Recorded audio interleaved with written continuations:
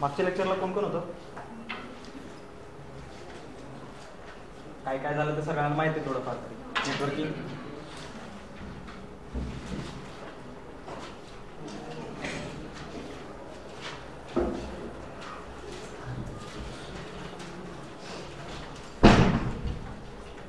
बंद करणे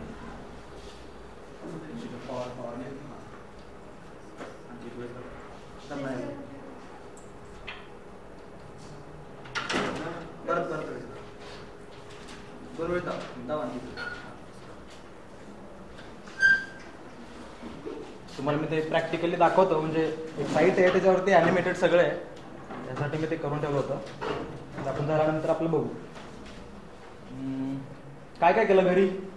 तुम्हाला मी TCP/IP डेटाग्रामचा फॉर्मॅट दिला होता शेवटी जाताना. त्यात कोण काय बघितलं, काय नवीन दिसलं का त्याच्यामध्ये? इकडे खूप नवीन चेहरे आहे त्याच्यामुळे तुम्हाला नाही म्हणजे लगेच सांगता येणार. माहिती असेल तर सांगा.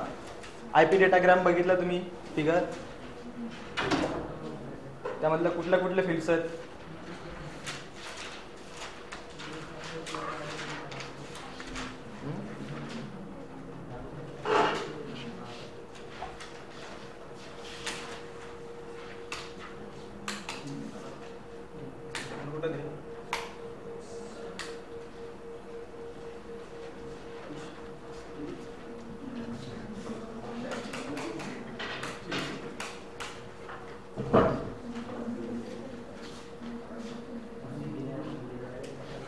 IP वर्जन 4 किती बिट्स आहे? How much bit? 32 or 64 or 128? How much? IP version 4. IP version 4 is a 32 bit. 32. IP version 4 and IP version 6 is a 128 bits long.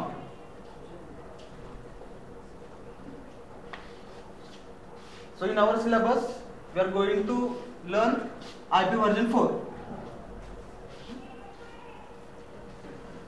The concept of logical addressing requires routing also. म्हणजे काय, जर तुम्हाला जर data इकडून दुसरीकडे कुठेतरी forward करायचा आहे तर तुम्हाला कुठल्या रूट्सनी जायचं आहे, डेटा कुठल्या रूट्सनी जायला पाहिजे, हे सगळं पण त्याच्यामध्येच इम्प्लिमेंट करायला लागेल. त्याच्यामुळे नेटवर्क लेअरचे 2 भाग आपण केले होते, लॉजिकल ॲड्रेसिंग आणि राउटिंग. हे 2 मेन कन्सेप्ट त्याच्यामध्ये. आपला लॉजिकल ॲड्रेसचा मेन पार्ट संपलाय, पण आपला काय राहिलाय, डेटा कुठल्या फॉर्ममध्ये जातो. म्हणजे आपण डेटा सेंड करतोय, मग पण तो डेटा जाणार कसा, त्याला सांगितलं पाहिजे ना. तू इथून जातोयस, तू कुठं जायचंय त्याला ते सांगायला पाहिजे, डेस्टिनेशन IP द्यायला पाहिजे. तर IP डेटाग्राम, IP हा IP चा डेटाग्राम म्हणजे जो पॅकेट असतो ना, त्या पॅकेटला IP मध्ये डेटाग्राम असं म्हणतात. पॅकेट फ्रेम्स माहिती आहे, बीट्स, फ्रेम्स, फिजिकल लेयर, नंतर पॅकेट्स असं असतं माहिती आहे ना, ते बेसिक डेटाग्राम. जो डेटाग्राम कसा असतो IP चा, हा 20 to 60 बाइट्स चा हिडर असतो. बाइट्स बरं काय, आणि 60 पासनं 6536356 असं काहीतरी आहे समथिंग, तिथपर्यंत तुम्ही डेटा त्याच्यामध्ये पाठवू शकता. ही रेंज आहे. म्हणजे बाइट्स 65556 एवढा डेटा तुम्ही एका डेटाग्राम मध्ये पाठवू शकता. जर यापेक्षा जास्त डेटा तुम्हाला पाठवायचा असेल तर त्या डेटाचे फ्रॅगमेंट्स होतात. म्हणजे जर तुमचा याच्यापेक्षा जास्त, सपोज आपल्या रस्त्यावरनं एका वेळेस 2च माणसं जाऊ शकतात आणि आपल्याकडे गाड्या आहेत 4, तर आपण काय करतो, 2 गाड्या पुढे जातात, 2 गाड्या मागे जातात. तसं त्याच्यामध्ये जर माझ्याकडे डेटा ह्याच्यापेक्षा जास्त असेल तर मी त्या डेटाचे फ्रॅगमेंट्स करणार आणि तो डेटा मी पाठवणार. पण तो डेटा पाठवताना जर सुरुवातीला गेलेला डेटा सुरुवातीला नाही गेला, तो नंतर गेला, तर सिक्वेन्स चेंज होईल. जेव्हा तो रिसीव्ह करेल रिसीव्हर, त्याला काही समजणारच नाही ना. म्हणजे जर सिक्वेन्स चेंज झाला तर नाहीच समजणार. त्यासाठी IP डेटाग्राम मध्ये ते पण प्रोव्हिजन करून ठेवलेलं आहे. जो डेटा अगोदर सेंड होतो किंवा जो सिक्वेन्स आहे त्याच सिक्वेन्सनी तो डेटा रिसीव्ह केला जातो. त्यासाठी आयडेंटिफिकेशन म्हणून एक फील्ड पण आहे त्याच्यामध्ये. आता आपण सुरुवातीला IP ची आयपी डेटाग्रामची मी फिगर घेतो तुम्हाला दाखवतो. त्या दिवशी मी काढली होती. कशी लक्षात ठेवायची हे पण सांगितलं तुम्हाला मी. 32 बीटचा ऍड्रेस आपला आयपी व्हर्जन 4. हेडर फक्त आपल्याला शिकायचं आहे. या डेटामध्ये काही असू शकतो, तुमचा डेटा काही कुठली फाईल असू शकते. आपला हेडरची स्टडी करायची आणि हे एक्झामला येतच बरं का. म्हणजे आतापर्यंत जर तुम्ही जर पेपर बघितले प्रिव्हियस पेपर्स तर हे ऑलमोस्ट हा क्वेश्चन आहे आयपी व्हर्जन 4चा. हेडरची सगळं त्यातले कंपोनंट्स काय आहेत ते तुम्हाला डिस्क्राईब करायला लागतात आणि ते तेवढा काही अवघड नाहीये. एक वेळेस लक्ष देऊन बघा. 32 बीट्स आहेत. 32 बीट्स कसं कन्वर्ट करतो ते बघा. म्हणजे आणि 20 बाईट्स टू 60 बाईट्स असा आपला हेडर असू शकतो.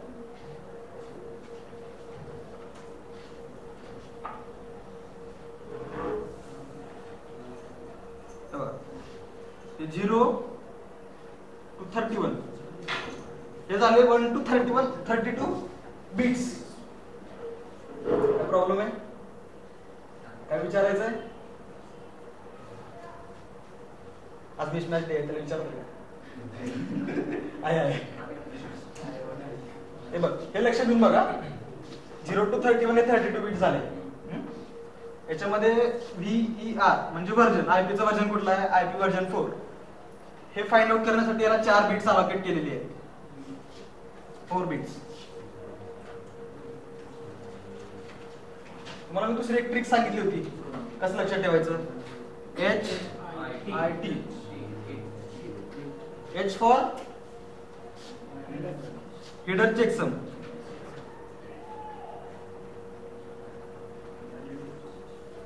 I for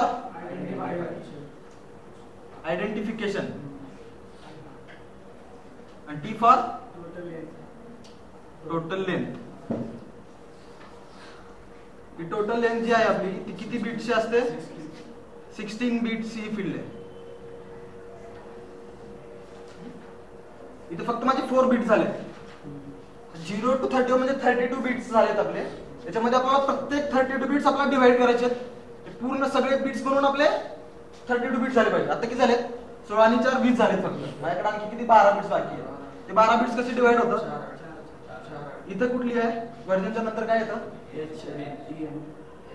म्हणजे काय? हेडर लेंथ ही 4 बीटची आहे. हेडर लेंथ म्हणजे काय? हे हेडर 20 to 60 बाइट्स लॉंग असू शकतात. येते का लक्षात तुमच्या? तुम्ही इकडे बघा. तुम्हाला मागच्या वेळेस नव्हता त्याच्यामुळे जरा लक्ष देऊन बघा. हेडरची साईज आपली 20 to 60 बाइट्स आहे. ती साईज कशी का मेन्शन करायची? कुठे मेन्शन करायची? तर या फील्ड मध्ये ती साईज मेन्शन करा. या 4 बीटच्या फील्ड मध्ये. इथे काय? Type of service. हे किती बीटची फील्ड आहे? 8. म्हणजे हे झाले बघा. हे 16 बीट्स आणि हे 16 बीट्स 32 बीट्स झाले. तर हे 32 बीट्स म्हणजे किती? 4 बाइट्स. बरोबर का? बरोबर ना? कळतंय का? हे 4 हे 4 हे 4 हे 4 आपल्याला असे किती करायचे? 20 to 60 बीट्स. मला आता इथे 20 सुरुवातीला करून घेतो. 60 मधले जे उरलेले 40 बीट्स आहेत ना, 40 बाइट्स आहेत, ते 40 बाइट्स ऑप्शनल असतात. म्हणजे त्याच्यामध्ये तुम्हाला सिक्युरिटी वगैरे साठी काही इम्प्लिमेंटेशन करायचे असतील किंवा डायनॅमिक नेटवर्किंग जर तुम्हाला अप्लाय करायचं असेल तर तुम्ही त्या ऑप्शनल बीट्स मध्ये ते इम्प्लिमेंट करू शकता. पण ऍक्च्युअल हेडर जो असतो तुमच्या स्टडीसाठी म्हणजे तो असायलाच पाहिजे, तो 20 बाइट्सचा आहे. 20 बाइट्स कसे डिवाइड होतात ते बघू आता.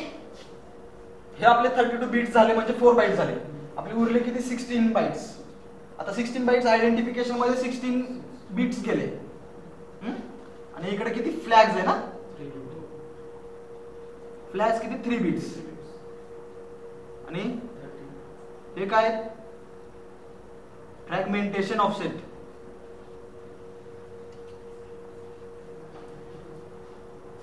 हे 13 बीट्स, हे 3 बीट्स.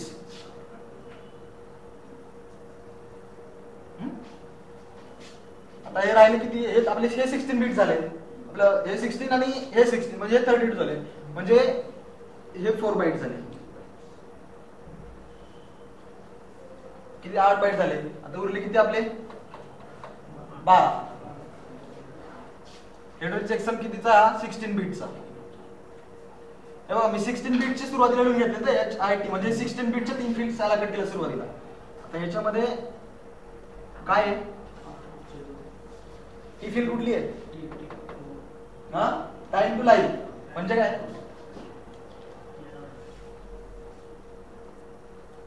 किंवा याला TTL पण म्हणतात. म्हणजे डिस्टन्स काय आहे या कॉलेज पासून कुठल्या तरी कंपनीवर पर्यंत काय डिस्टन्स आहे, म्हणजे माझ्या पॅकेटला किती राउटर्स ट्रॅव्हल करून जावे लागतील, म्हणजे मी इथून स्वारगेटला जाईपर्यंत किती स्टॉप येतात ते स्टॉप, म्हणजेच हे टाइम टू लाईव्ह. म्हणजे आता मला इथून स्वारगेटला जाण्यासाठी 5 स्टॉप येतात. प्रत्येक स्टॉपला मी माझा 1 मायनस करणार, म्हणजे आता 5 स्टॉप येतात. 1 2 3 4 5. मी इथून कोथरूडच्या स्टॉपला गेलो, हा माझा पहिला स्टॉप निघून जाणार. इथून डेक्कनच्या स्टॉपला गेलो, दुसरा स्टॉप निघून जाणार. मी स्वारगेटला जाण्याच्या अगोदरच जर माझे 5 स्टॉप संपले तर मी पूर्ण स्वारगेट पर्यंत पोहोचू शकणार नाही. म्हणजे काय होईल मला तिथं, तुम्हाला जेव्हा डेस्टिनेशन हॉस्ट अनरिचेबल वगैरे येतं ना, तुम्ही प्रोजेक्ट वगैरे करत आहात तेव्हा येतं, ते काय असतं की तुमचं पॅकेट प्रॉपरली तुमच्या डेस्टिनेशनला पोहोचत नाहीये. म्हणजे काय होतं की तुम्ही जी साईज देता की त्या पॅकेटला लाईव्ह करण्यासाठी ती कमी पडते. म्हणून तो ICMP हा एक प्रोटोकॉल आहे, तो प्रोटोकॉल तुम्हाला मेसेज करतो. IP ला काहीच समजत नाही, तो ICMP प्रोटोकॉल म्हणून आहे, तुम्हाला सध्या तो स्टडीला नाहीये, तुम्ही फक्त IP वर आहे बघा. फक्त तुम्हाला एक माहितीसाठी सांगतो की ICMP तुम्हाला तुझी माहिती आहे सगळी ती पाठवतो. डेस्टिनेशन हॉस्ट अनरिचेबल किंवा वेटिंग पिरियड वगैरे दाखवत होतो, ते ICMPचं काम असतं. तर ती टाइम टू लाईव्हची एक कन्सेप्ट आहे तिथे. इथं काय प्रोटोकॉल्स, कुठला प्रोटोकॉल यूज केलाय बाबा, TCP आहे, UDP आहे, कुठले प्रोटोकॉल्स यूज केले ते डिफाईन करण्यासाठी इथे 8 बिट्सची फील्ड आहे. आणि हे 8 बिट्स म्हणजे हे 32 बिट्स झाले, म्हणजे हे 4 बाईट झाले. आता कोण पाठवतोय त्याचा सोर्स आहे आणि कुठे पाठवतोय, हा 32 बिट्स. आपला IP किती बिट्सचा? 32 बिट्सचाच आहे. म्हणजे ही पूर्ण फील्ड 32 बिट्सची झाली. आणि हा डेस्टिनेशन आहे, हा 32 बिट्स. आणि उरलेले काय असतील ते ऑप्शन्स. इथपर्यंत तुमचे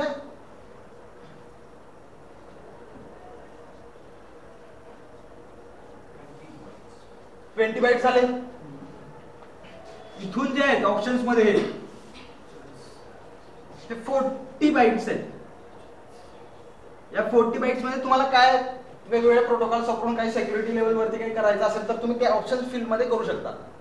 म्हणजे स्ट्रिक्ट सोर्स राउटिंग वगैरे करायचं असेल की नाही बाबा माझा पॅकेट याच रूटने गेला पाहिजे, जर मला स्वारगेटला जायचं असेल तर मी कोथरूडवरनं स्वारगेटला गेलं पाहिजे, तुम्ही दुसरा कुठलाही वे वापरायचा नाही. असं जर मला करायचं असेल तर मी त्याच्यामध्ये स्ट्रिक्ट रूट वापरून ऑप्शन मध्ये माझा पॅकेट पाठवून देईल.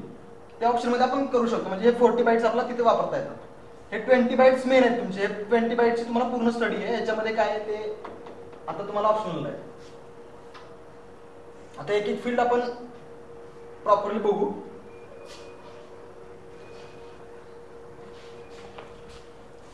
पुस्तकाचं एक एक्झाम्पल आहे.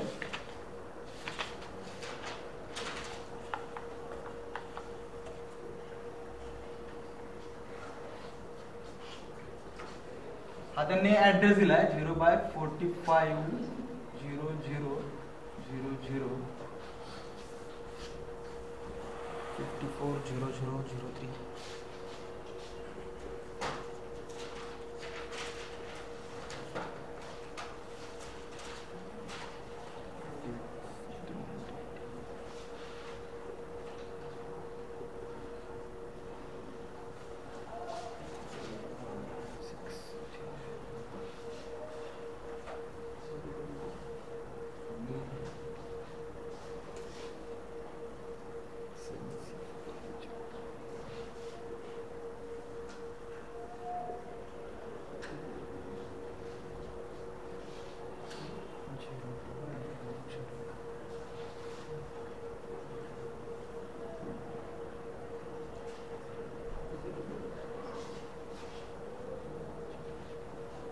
पुढे जर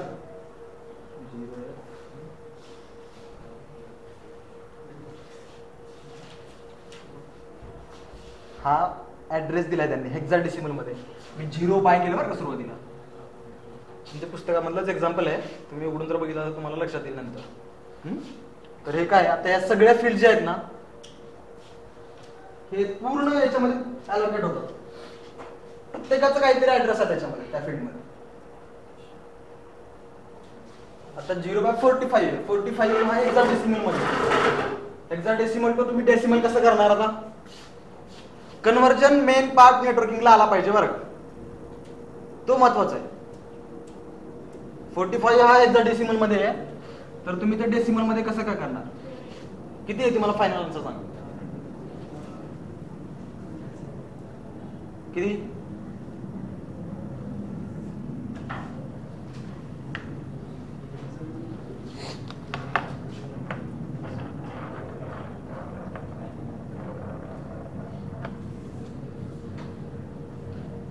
बघा, वर्जन 4 बिट्स आहे आपलं. 4 बिट्स आहे म्हणजे हे 4, हे माझे इथले 4 झाले. नंतर 5 आहे, हे 5 झाला माझा इथे. मी डायरेक्ट का घेतोय? कारण 4 × 16⁻⁴ काय तर 4च येणार ना. 16⁻⁴ = 1. 4 × 1 = 1. 4 सॉरी, ती 4 मी अलोकेट केला. तो 4 म्हणजे कसा 4 बिट्स आहेत ना माझे, म्हणजे 0 1 0 0. वर्जन ही फील्ड, या फील्ड मध्ये माझा हे बिट्स फील्ड होते.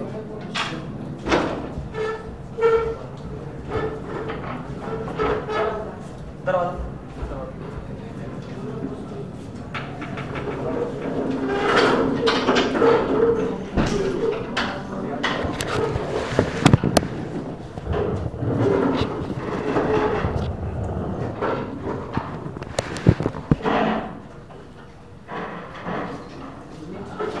हे आलं का लक्षात? झालं का तुमचं सगळं?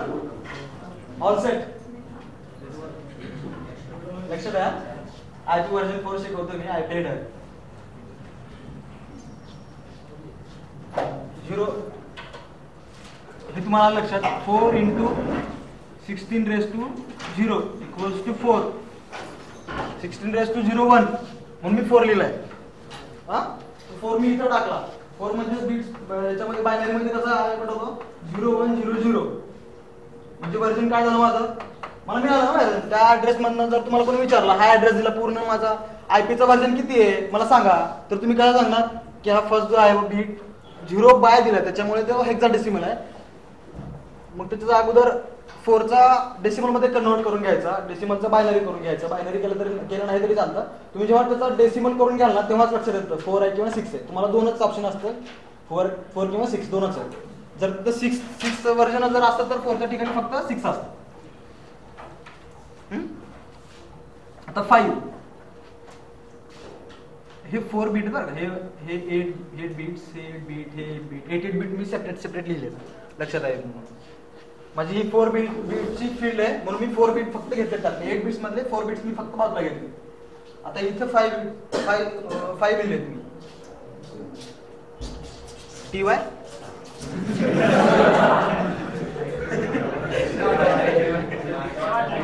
बस पुढेच बस.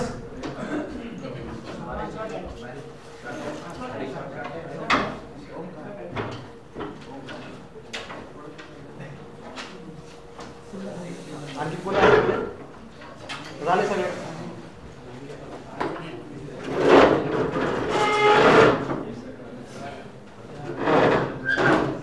बस बस बस आता त्या लक्ष इकडे आहे. आता 5 म्हणजे हे 4 बिट्स मध्ये मला अलाकेट करायचे. ते मी कशी काय करू? 8 ची फील्ड 0, 4 ची 1 0, 2 ची 0 आणि 1 चा म्हणजे 4 1 5. म्हणजे हे 5 बिट्स माझे अलाकेट झाले. पण माझी हेडरची रेंज माझी मिनिमम 20 असेल. मिनिमम 20 पाहिजे ना, पण इथं माझं काय झालं, फक्त 5च मिळाले मला 20 मिनिमम पाहिजे. मग मी याला काय करणार, जी काही संख्या असेल याच्यामध्ये त्याला मल्टिप्लाय बाय 4 करणार. 20 मिळाली मला, मिनिमम साईज मिळाली ना, ते तसं असतं कॅल्क्युलेट. म्हणजे याचं तरी 5 असलं किंवा जर मला 6 असतं तर साइन चौक 24 मला मिळाले असते. याची मॅक्झिमम साईज काय असणार, 60 असणार. हेडर साईज मॅक्झिमम 60 असते. हेडर लेंथ 60 असते, म्हणजे 60 डिवायडेड बाय 5 किती येतं? नक्की ना? मग याची मॅक्झिमम साईज येते याच्यामध्ये 12 पेक्षा जास्त कुठलीच व्हॅल्यू येऊ शकत नाही. जर ती आली तर आपली हिडरची साईज मॅक्स होणार आणि तो पॅकेट कन्सिडर केला जाणार नाही. येते का लक्षात?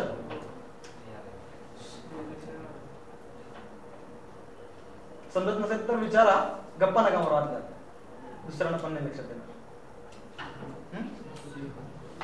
5 into 4 24 म्हणजे आता माझी हिडर साईज काय आली? 20. मिनिमम मला 20 मिळाली.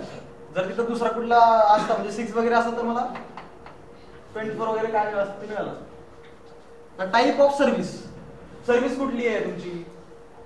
सर्व्हिस कुठली घ्यायची आहे? मला माझं पॅकेट सेंड करायचं, मला पॅकेट फक्त फास्ट गेला पाहिजे, माझा डेटा फास्ट गेला पाहिजे. तो गेला नाही गेला तुम्हाला काही देणं घेणं नाही, मला फक्त तो फास्ट गेला पाहिजे. फक्त त्याच्यासाठी काय आहे?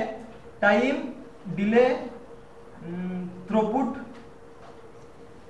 आणि रिलायबिलिटी. याच्यातले 4 मेन कन्स्ट्रेंट आहेत.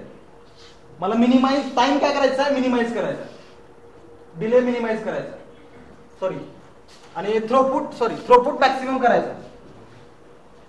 थ्रोपुट म्हणजे काय माहिती आहे? माझा डेटा रेट कसा जास्त असतो, म्हणजे डेटा रेटला ते निगडीत आहे थ्रोपुट. आणि आर म्हणजे रिलायबिलिटी.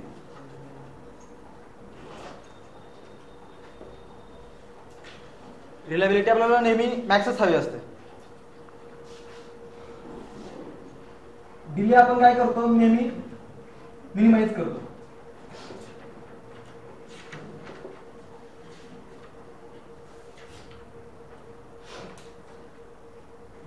कॉस्ट आहे. कॉस्ट काय करतो आपण? नेहमी मिनिमाइजच करणार ना. हे 4 बिट्स याच्यामध्ये आहेत. त्याच्यामधले जे 8 बिट्स आहेत आपले, त्या 8 बिट्स पैकी आपल्याला फक्त 4 बिट्स यूज करायचे. त्यातले 3 बिट्स आणखी यूज नाही केलेले. तर या 4 बिट्स पैकी आपल्याला कुठला आपला रिलायबिलिटी हवाय पॅकेट सेंड करण्यासाठी तुम्हाला, म्हणजे किंवा मला कॉस्ट कमी करायची आहे, म्हणजे माझ्या डेटा सेंडिंगची कॉस्ट कमी करायची आहे, तर मी काय करणार की हा फक्त बिट मी 1 करणार, बाकीचे सगळे 0 करणार.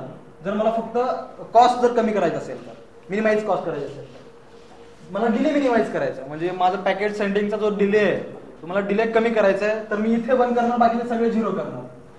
जर मला थ्रोपुट मॅक्सिमम करायचा आहे तर मी इथे 1 करणार, बाकी सगळे 0 करणार. मला रिलायबिलिटी वाढवायची पॅकेटची, तर मी रिलायबिलिटी मध्ये 1 करणार, बाकीचे 0 करणार. असं त्याच्यामध्ये व्हॅल्यूज पुट होतात. टोटल लेंथ, माझी ही टोटल लेंथ ही एवढीच का आली? कोणी सांगू शकेल का? 65556 ही एवढीच लेंथ का आली माझी IP व्हर्जन 4 ची? त्याच्यापेक्षा जास्त बाइट्स मी का नाही पाठवू शकत?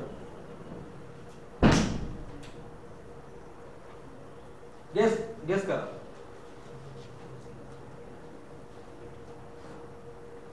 हे बघा, टोटल लेंथ काय आहे? टोटल लेंथ म्हणजे माझा डेटा प्लस IP व्हर्जन 4 ची हिडरची साईज सगळं मिळून माझी टोटल लेंथ मला दाखवायला लागते. जर माझी टोटल लेंथ ही 60 बिट्स मध्येच दाखवायची मला, तर 60 बिट्स मध्ये माझे फक्त 2556 एवढेच बाइट्स बसू शकतात माझे. त्याच्यापेक्षा जास्त बाइट्स माझे बसू शकणार नाही. म्हणजे तुम्ही याची जर 216 जर केला तर तुम्हाला 65556 असे काहीतरी व्हॅल्यू येईल, आणि तीच व्हॅल्यू ही आपल्या IP हिडरची मॅक्सिमम व्हॅल्यू आहे. जर माझ्या याच्यामध्ये जर 67,000 जर बसतच नसेल तर मी पाठवणार कशी काय? नाहीच पाठवणार. म्हणून ती टोटल लेंथ मध्ये मेजर करताना आपला 60 बिट्सच मिळतात. त्याच्यामुळे IP डेटाग्राफची साईज 65556 एवढीच आहे. येते का लक्षात? आलं का लक्षात?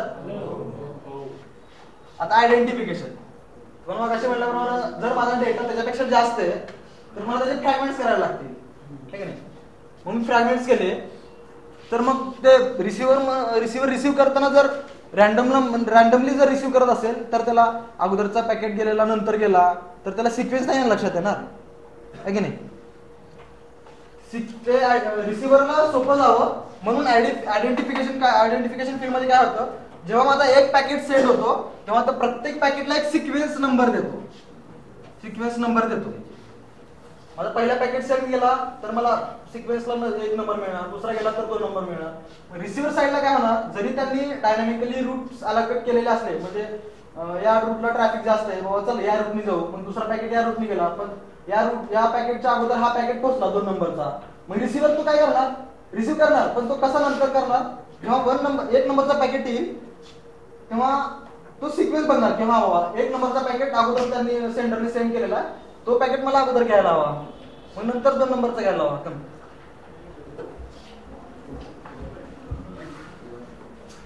त्याच सिक्वेन्स मध्ये तो पॅकेट रिसिव्ह करतो.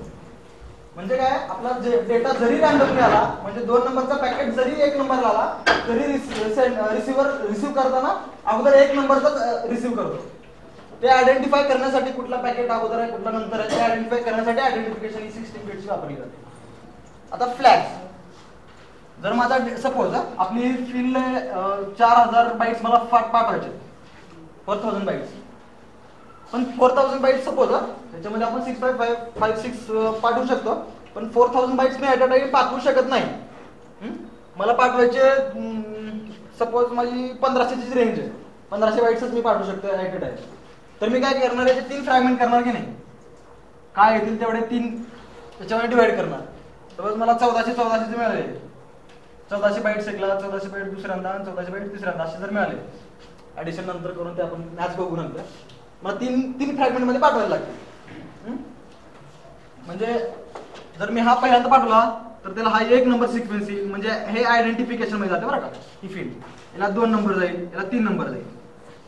आयडेंटिफिकेशन मध्ये हे सिक्वेन्स नंबर गेले, प्रत्येक पॅकेट्सला असाइन झाले. माझा डेटा मी पाठवतो 4000 बाईटचा, त्याचे फ्रॅगमेंट झाले 1400 असे 3. मग हा पाठवताना पहिल्यांदा हा पॅकेट गेला तर तो पॅकेट जाताना काय घेऊन जातो, M हा बीट घेऊन जातो. 3 फ्लॅग्स आहेत, त्यामध्ये हा M आणि हा D आणि हा काही नाही, हा 0 असतो. M म्हणजे मोर फ्रॅगमेंट्स आणि D म्हणजे डोंट फ्रॅगमेंट.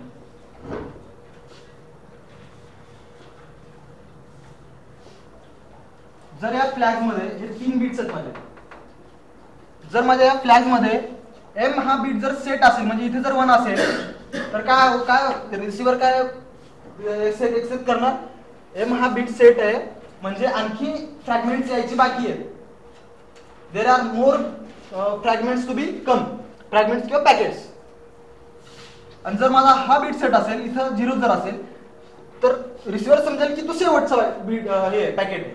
याच्यानंतर 2 फ्रॅगमेंट जर सेट माझा असेल तर याच्यानंतर कुठलीही फ्रॅगमेंट यायची बाकी नाहीये, असा रिसिव्हर हे करतो आणि तो क्लोज करतो सगळं, म्हणजे पॅकेट सगळे रिसिव्ह झाले. पण इथं हा चान्स आहे का की बाबा सुरुवातीलाच जर 0 आला, डोंट आपलं हे मोर फ्रॅगमेंट्स जर मला 0 आला आणि D ला जर 1 आला तर समजणार कसं की माझा तो पहिला फ्रॅगमेंट आहे का शेवटचा फ्रॅगमेंट आहे, त्यासाठी काहीच स्कोप नाही.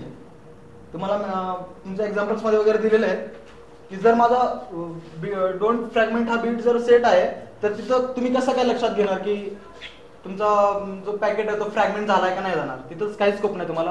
म्हणजे ते एक ड्रॉबॅक आहे. माझा जर कमी जर साईज असेल, माझी 1400 जर एकच पॅकेटची साईज असेल तर मला ते फ्रॅगमेंट करायची काही जरुरी नाहीये, तर मी डायरेक्टली तो फ्रॅगमेंट पाठवून देणार.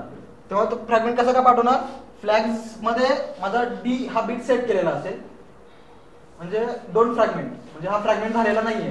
म्हणजे याचा अर्थ असा नाही की ते मोर फ्रॅगमेंट्स नाहीये, ते बरोबर आहे, पण हा शेवटचाच पॅकेट आहे का हे कशावरनं सांगणार, हा पहिला हा शेवटचाच आहे का नाही, ते समजायला काही इथे स्कोप नाहीये.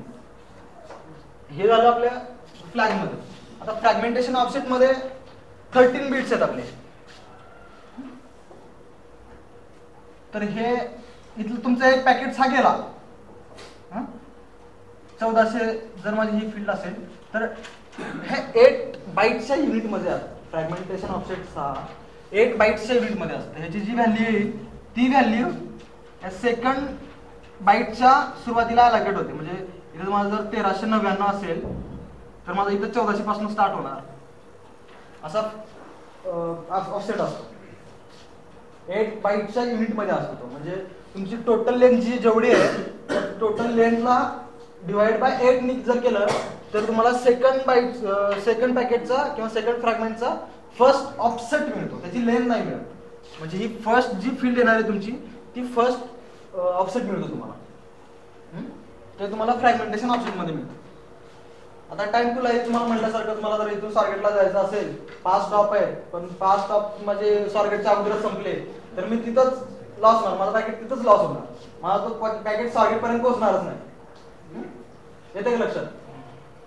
तर टाइम टू लाईव्ह मध्ये डिफाईन केलेलं असतं 8 बिट्सची फील्ड म्हणजे किती स्टेशन असतात, 256 स्टेशन. एवढेच राउटर माझा पॅकेट ट्रॅव्हल करू शकतो, त्यापेक्षा जास्त पॅकेट्स माझा पॅकेट ट्रॅव्हल करू शकणार नाही. 256 8 बिटची फील्ड आहे म्हणून 2⁸ = 256 मॅक्सिमम राउटर्स.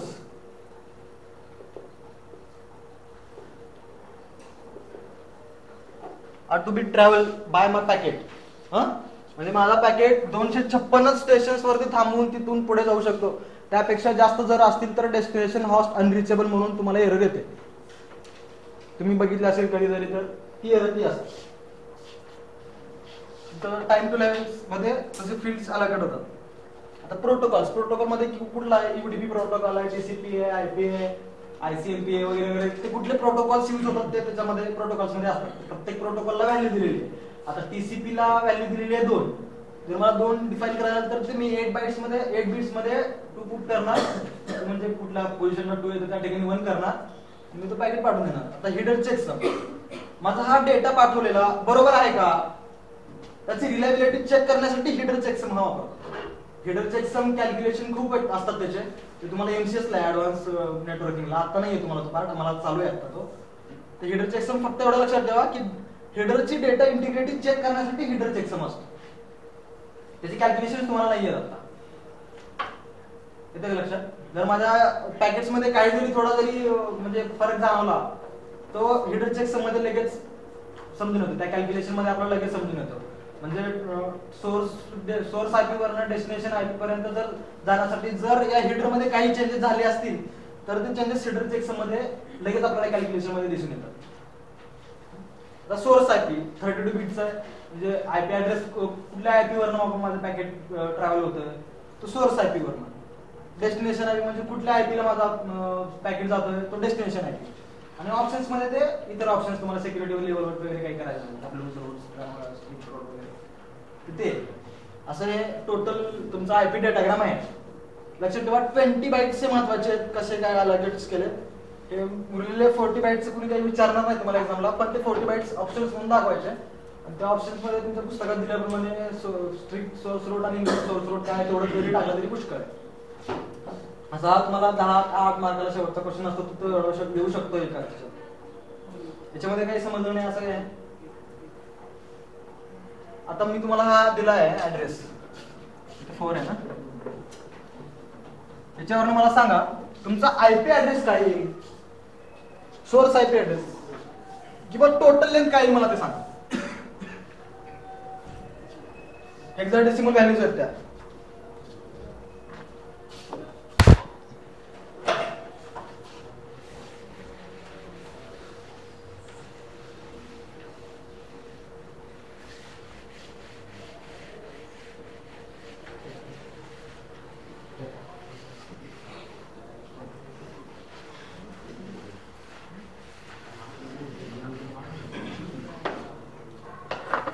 काय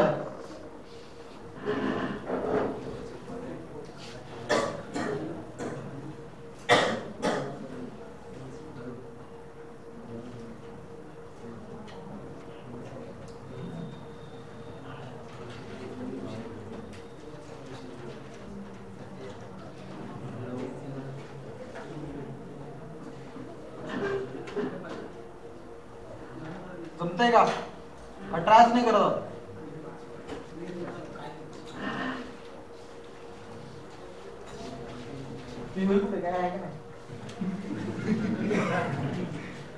सगळंच कॅप्चर करतोय, चांगली गोष्ट आहे कॅप्चर जर होत असेल तर. सांग IP ऍड्रेस काय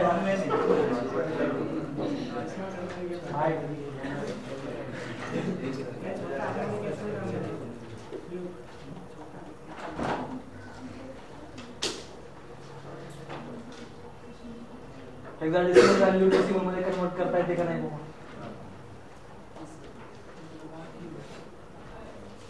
खरं सांग, येते का नाही कन्वर्ट करता? हेक्साडेसिमल व्हॅल्यू डेसिमल मध्ये कन्वर्ट करायची येते का नाही? म्हणून तुम्ही कसं करणार मग? सांगा मग नाही येत. बरं कॅल्सीवरती करून सांगा. कॅल्सी नाही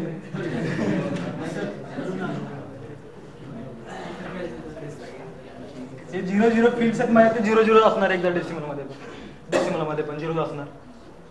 54 आहे. आता मला हे बघायचं आहे की प्रत्येक ही फील्ड माझी कुठल्या बॉक्स मध्ये बसते इथे ते बघू. हे 4 बिट्स आहेत, हे 4 बिट माझे इथे अलोकेट झाले. नंतर हे 4 बिट आहेत, हे इथे अलोकेट होते. आता हे 8 बिट्स आहेत, म्हणजे काय, हे 8 बिट्स माझे पूर्ण 0-0 आहेत, ते 0-0 माझे इथे अलोकेट होते. म्हणजे 8 बिट्स मध्ये पूर्ण 0-0-0-0-0-0-0 हे इथे झाले, म्हणजे 0 असेल त्याला. म्हणजे मी टाईप ऑफ सर्व्हिस कुठलीच वापरत नाही, नॉर्मल सर्व्हिस आहे माझी. म्हणजे हे 0-0 गेले. आता हे 8 बिट्स हे कुठले आहेत? आयडेंटिफिकेशन हे 16 बिटची फील्ड आहे. म्हणजे हे 54 आणि हे. आता 54 चा हेक्साडेसिमल हे नंबर आहे, तर मी डेसिमल मध्ये कसं काय करू याला? 84 आहे. कसं केले? Right right. कसं करायचं असतं? 4 into 16 raised to 0 plus 5 into 16 raised to 1. 16 raised to 1 equals to 16 into 5 plus 16 raised to 0, 1 आणि 4. येते का लक्षात? येते का लक्षात? 4 into 1 4 plus 16 किती 80 ना? हे किती झाले? 84. म्हणजे ही काय झाली? डेसिमल व्हॅल्यू झाली. 84 मिळालं मला. ओके नाही? माझी सॉरी पण याच्यामध्ये बघत होता ना, टोटल लेंथ बघत होतो. 84 झाली. आता 84 या 16 बिट्स मध्ये मला अलोकेट करायचे. ते कसं करतात मला माहितीच आहे का नाही माहिती? माहिती आहे ना?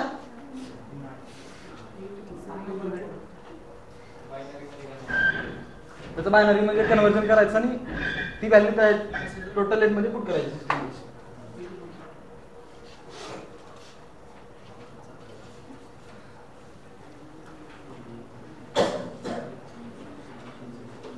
कळतंय का काहीच नाही कळतंय तरी सांगा. एक्सप्रेशन काहीच नाहीत तुमच्या चेहऱ्यावर. असंच आहे सगळीकडे. हे कन्वर्जन मेन आहे, कन्वर्जन लक्षात ठेवा. म्हणजे हे माझे 16 बिट्स झाले. हे काय टोटल लेंथ झाली माझी. आता माझी पुढची फील्ड कुठली आहे? आयडेंटिफिकेशनची 16 बिटची फील्ड आहे. लक्षात घ्या, इकडे लक्ष द्या. 16 बिटची फील्ड आहे, तर मी हे 16 बिट्स इथे घेतलेले आयडेंटिफिकेशन.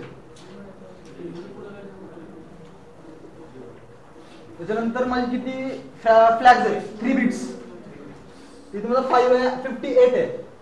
तर मी टोटल 60 सॉरी ते 5 आहे ना, म्हणजे 5 म्हणजे 3 बिट्स मध्ये अलोकेट झाले पाहिजे. आणि उरलेले जे आहेत किती आहेत? 12. हे 12 आणि यातला 1, त्या 5 मधला 1 घ्यायचा, 1 बिट्स. हे टोटल करायचे आणि हे फ्लॅग्स आणि फ्रॅगमेंटेशन ऑप्शन हे 16 बिट झाले. त्याच्यानंतर कुठली फील्ड आहे माझी? Time to 8 bits. हे TTL ची फील्ड आहे. हेक्साडेसिमल आहे, डेसिमल मध्ये कन्वर्ट करायचं. त्याच्यानंतर कुठली फील्ड आहे? प्रोटोकॉल. प्रोटोकॉल 8 बिट्स फील्ड आहे. 6 ते 6 डेसिमल मध्ये कन्वर्ट करून दाखवायचं. त्याच्यानंतर ही कुठली आहे? प्रोटोकॉल नंतर काय आहे? हेडर चेकसम 00 आहे. त्याच्यानंतर आयपी ऍड्रेस माझा 32 बिट्स आहे ना? 32 बिट झाले का? सोर्स आयपी झाला आणि हा जो झाला पूर्ण हा डेस्टिनेशन आयपी झाला.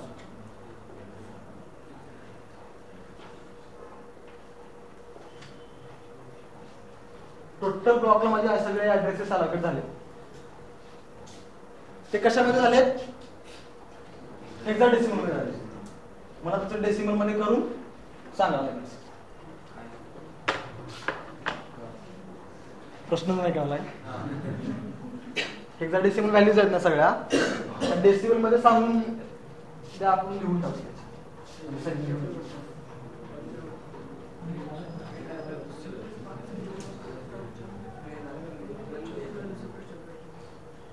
फर्स्ट इयरला बेसिक इलेक्ट्रॉनिक्स मध्ये सगळे कन्वर्जन झालेले आहेत. फास्ट आले पाहिजे. अख्खं कम्प्युटर सायन्सच त्या कन्वर्जनने भरलेलं आहे.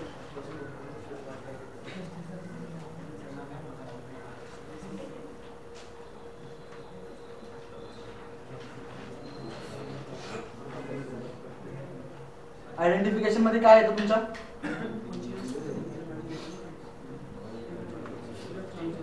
थ्री ना?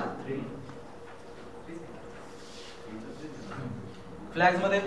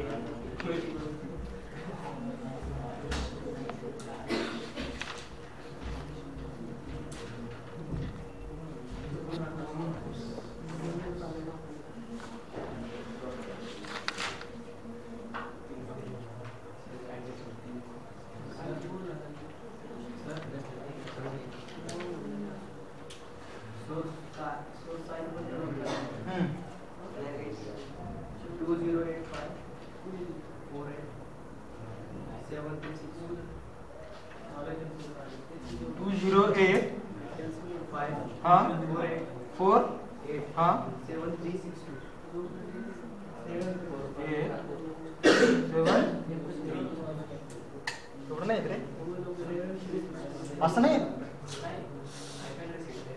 32 बिट्स आला पाहिजे. 32 बिट्स नाही, खूप होत.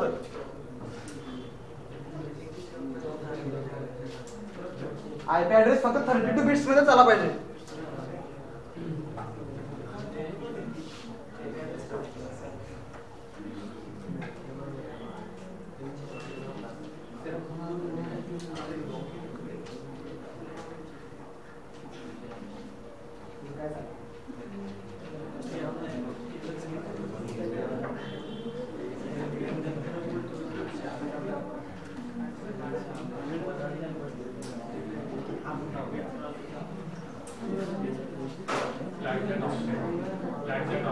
काय ना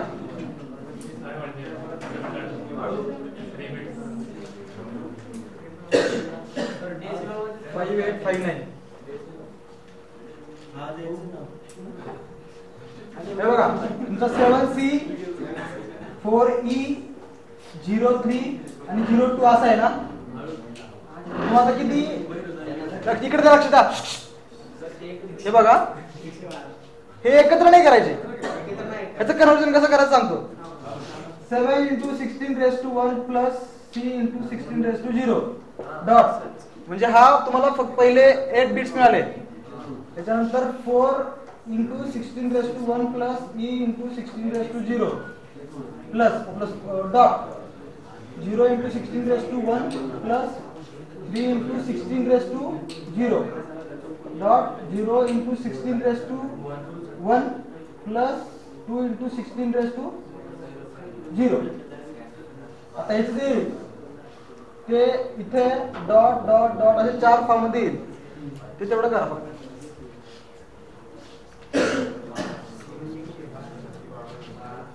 आता याच्यात नको वेळ मला ते नंतर करून दाखवा मला सगळं. पुढच्या लेक्चरला सगळं करून घेऊन आपण. काय पुस्तकात आहे पण ते बघू नका. आता सांग आता बघणार का? मग मी दुसरं देणार आल्यावर. पुस्तकच नाही रे.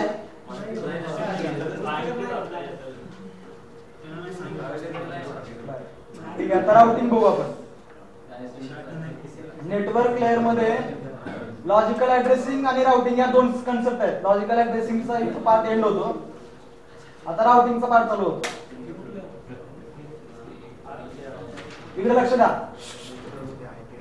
ते नंतर करा, आता राहू कॅल्क्युलेशन नंतर करा. आता राउटिंगचा पार्ट झाला चालू. मला पॅकेट जर सेंड करायचंय, ठीक आहे, म्हणजे मी डेस्टिनेशन आयपी दिला, सोर्स आयपी मला माहिती आहे, मॅक ऍड्रेस मला माहिती आहे, पण त्याला जर रूटच माहिती नसेल तर जाणार कसा काय ना डेस्टिनेशन. ते राउटिंग मध्ये आपल्याला शिकायचं. राउटिंग मध्ये दोन मेन पार्ट आहेत, अडॅप्टिव्ह आणि नॉन अडॅप्टिव्ह. म्हणजे अडॅप्टिव्ह मध्ये आपण रूट दिलेला असतो, म्हणजे याच रूटने जायला पाहिजे, आणि नॉन अडॅप्टिव्ह मध्ये डायनॅमिकली रूट कन्सिडर करतो. मला जर इथून कुठेतरी जायचंय बाबा, तर मी डायनॅमिक जाणार, मग इकडून कुठल्या तरी बोळात ना असं तसं जाणार, लवकर जसं जातं मी तसं बघणार, म्हणजे मी ते माझा रन टाइमच ठरवणार. पण मी इथं बसूनच करते, हा इथूनच बसूनच प्लॅनिंग करतोय, हा इथून मला इकडे जायचंय आणि असं मला जायचं, त्या रोडवर किती का ट्रॅफिक असं मी तिथूनच जाणार, किती का वेळ लागेल. ते अडॅप्टिव्ह. म्हणजे याच्यामध्ये काय स्टॅटिक, नॉन अडॅप्टिव्ह. राउटिंग मध्ये काय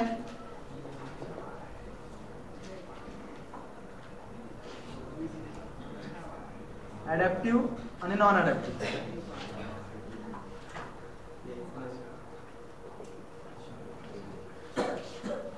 असे दोन पार्ट आहे. क्लासिफिकेशनचे दोन पार्ट झाले.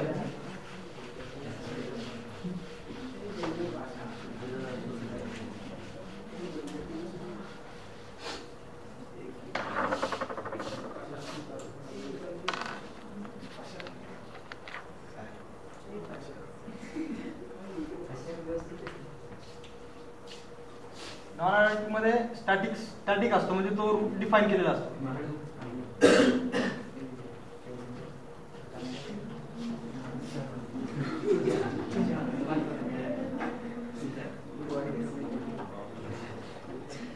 काय चालेल जोक मला पण सांगा जरा, सगळेच असते काय नाही जोक काय सांगितलं.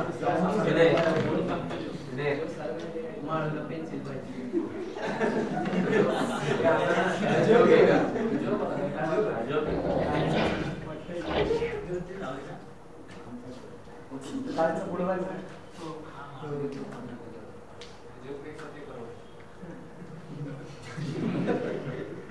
नेटवर्किंग चांगलं येतं तुम्हाला. पुढे नेटवर्किंग अवघड आहे एमसीएस ला. मला नेटवर्किंग राहत होतं या समजा. हो खरं सांगतो तुम्हाला, नेटवर्किंग घाल आहे पुढे. हा एमसीएस करतोय याच कॉलेजमध्ये. आणि एमसीएस ला काय का तुम्हाला कोणी शिकवणार नसतं. कुठल्याही कॉलेजला जावा, तुम्ही सेल्फ स्टडी केला तरच वाचाल, नाही तर मग मला नाही खरं. आणि तुमचं जर हे नसेल ना काही बेसिक काही, तर तुमच्या डोक्यावर नसेल 100%. मी सांगतो, मी एक्झामला भरपूर प्रिपेअर करून गेलो होतो, चला आता पेपरच हे करून टाकतो, फुल टुकलला करू म्हणून पेपर बघतो. पेपर कशाचं काय 2-3 क्वेश्चनचे आन्सर येतात, बाकीचं काहीच नाही. खूप घाण असतं नेटवर्किंग. म्हणजे आपल्याला वाटतं बरोबर तर सोपं आहे सगळं, पण खूप डीप आहे नेटवर्किंग. तुम्ही असं जोकिंगली नका घेऊ. सिस्को सारखं वगैरे ठीक आहे, तुम्हाला पुढे कुठे लागत नाही सिस्को आता लगेच एमसीएस ला, पण नेटवर्किंग खूप घाण आहे, खूप घाण आहे. तुमचं जावा वगैरे काही नाही, ठीक आहे, तुम्ही इकडचं तिकडचं करून नाही करू शकता. नेटवर्किंग कुठे तुम्हाला सगळं कन्सेप्च्युअली समजून घ्यायला लागतं. त्यामुळे नेटवर्किंगला जोकिंग नका घेऊ बरं का.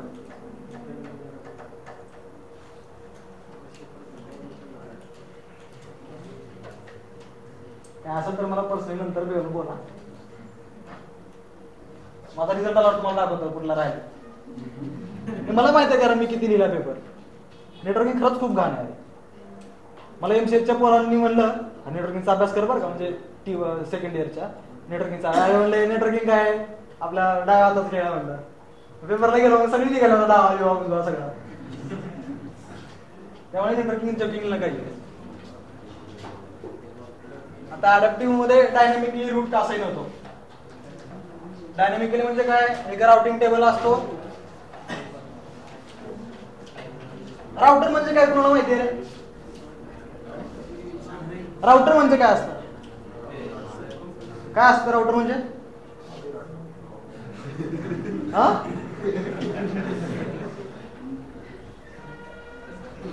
हे मशीन आहे आपलं, त्या मशीनवरती नेट चालू आहे. हे मशीन आपल्या इथल्या कुठल्या तरी राउटरला कनेक्टेड असेल. हा तो राउटर म्हणजे माझा राउटर. त्या राउटर मध्ये राउटिंग टेबल असतो, म्हणजे इनबिल्ट असतो, म्हणजे त्याच्यामध्ये सारखे अपडेशन होत राहतात, त्याच्यामध्ये सारखे रूट्स चेंज होत राहतात. डायनॅमिकली राउटिंग मध्ये राउटरच्या अपडेटेड टेबलचा, राउटिंग टेबलचा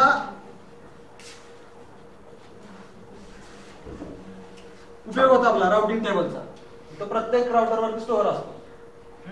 आणि नॉन अडॅप्टिव्ह मध्ये स्टॅटिक रूट असतो, तो युजरच डिफाईन करतो. तुम्हाला कुठला पाथ फॉलो करायचा आहे, त्या रूटवरती कितीही कंजेशन असेल, कितीही ट्रॅफिक असेल, मी तरी तोच रूट फॉलो करणार. तो त्याचं मनाचं काहीच नाही करणार, तो पॅकेट त्याचं मनाचं काहीच नाही करणार, तो तोच रूट फॉलो करणार. ते कशामध्ये? नॉन अडॅप्टिव्ह मध्ये स्टॅटिक राउटिंग असते. आणि अडॅप्टिव्ह मध्ये डायनॅमिकली रूट कन्सिडर करतो, म्हणजे बँडविड्थ किती आहे बाबा, कसं जाणार मी, कुठनं जाणार, मला किती वेळ लागायला पाहिजे, किती फास्ट झालं पाहिजे, हे सगळं डायनॅमिक राउटिंग मध्ये होतं. म्हणजे डायनॅमिकली तो ठरवतो सगळं, आणि स्टार्टिंग मध्ये काही नाही, सगळं अगोदर डिफाईन केलेलं असतं. स्ट्रिक्ट राउटिंग वगैरे जे असतं ना, ते ऑप्शन मध्ये तुम्हाला सांगितलं मी, तर ते नॉन अडॅप्टिव्ह मध्ये येते का लक्षात? काही राउटिंगची ती तेवढीच कन्सेप्ट आहे, जास्त नाही आहे त्याच्यामध्ये, तुम्ही नंतर वाचून पण लक्षात घेऊ शकता. आता कंजेशन म्हणून एक कन्सेप्ट आहे तुम्हाला. कंजेशन म्हणजे काय की ट्रॅफिक जाम झाली हो, म्हणजे रस्त्याने जाताना मला इथून जायचंय डेक्कनला, मी कर्वे रोडनी जर चाललो सरळ, तर त्या रोडवरती भरपूर वाहनं असतात माझी, मग जाताना मला कुठेतरी ट्रॅफिक लागणार, मग थोड्या वेळासाठी ट्रॅफिक जाम होऊन मी तिथे अडकणार ना, ते कंजेशन झालं माझं. ते कंजेशन कंट्रोल करण्यासाठी मी जर डायनॅमिकली रूट वापरला, डायनॅमिक रूट, तर मी आपलं एसएनडीटी पासून टर्न घेऊन कुठून तरी असं मी त्यावेळेस ठरवू शकतो की हा इकडून गेलं तर मी लवकर जाईल. ते डायनॅमिक मध्ये येतं. ते काय झालं की मी कंजेशन कसं काय अवॉइड करू शकतो, ते डायनॅमिक रूट वापरून. कंजेशन अवॉइड करण्यासाठी दोन हे कन्सेप्ट आहे तुमच्याकडे, क्लोज लूप आणि ओपन लूप. क्लोज लूप मध्ये तुम्ही दिलेला पाथ तोच फॉलो करायचा, आणि ओपन लूप मध्ये तुम्ही अगोदर डायनॅमिकली तुम्ही कन्सिडर करून जाऊ शकता. असे दोन कन्सेप्ट आहेत, तेव्हा तुम्हाला वाचून सहजासहजी समजू शकते. तेवढं काही नाही आहे राउटिंग मध्ये. ओपन लूप आणि क्लोज लूप हे असं नेटवर्किंग लेअर मध्ये एवढंच आहे, म्हणजे लॉजिकल ऍड्रेसिंग आणि राउटिंग या दोन कन्सेप्ट झाले आहेत तुमच्या मेन. आता ऍड्रेस रिझर्वेशन हे आपलं ऍड्रेस मॅपिंग.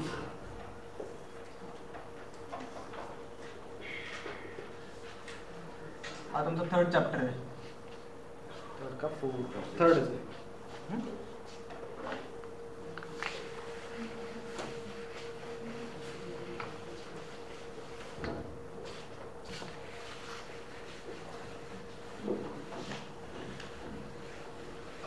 मॅपिंग म्हणजे काय तुम्ही सांगू शकेल का?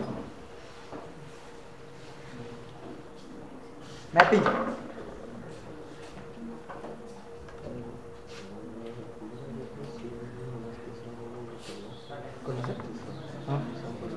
हो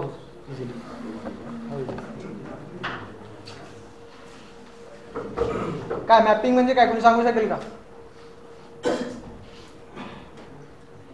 मॅपिंग कुठे करतो की रे, 0 म्हणजे 1, 2 म्हणजे 3 असं काहीतरी केलं की मॅपिंग झालं.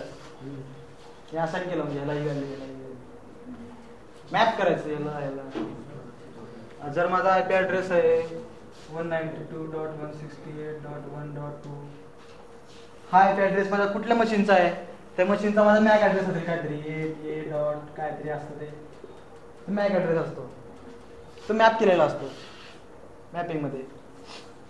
आता जेव्हा सोर्स